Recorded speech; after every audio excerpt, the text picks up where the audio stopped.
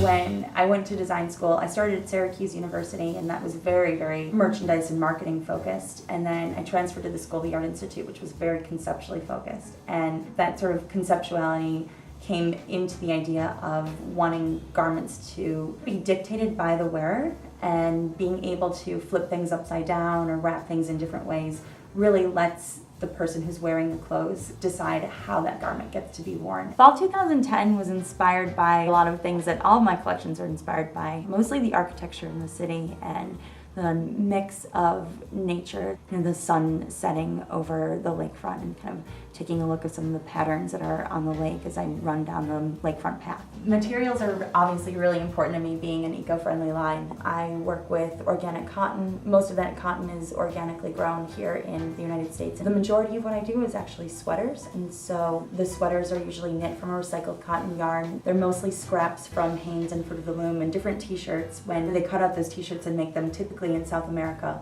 they have a whole bunch of scrap. That scrap gets sent back here. It's regenerated very similar to how you would make paper. They break it down, put it into a pulp, spin that, and then we loom it here in Chicago. So that's probably my favorite fiber that we work with. In terms of other materials, we're working with bamboo. It's sustainably harvested. It's reactive dyes, so that's a more low impact form of dye. We work with a vegan hemp silk blend that's really beautiful as well.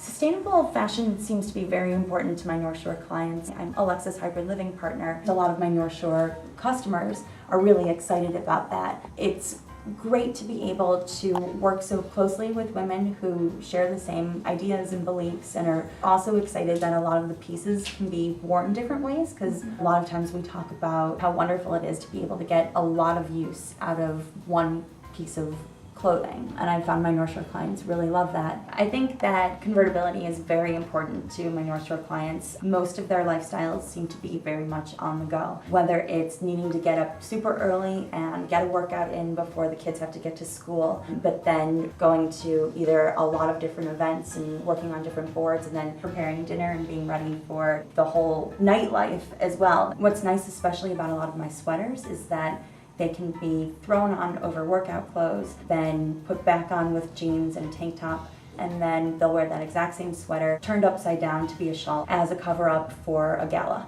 So it's nice that they can do that.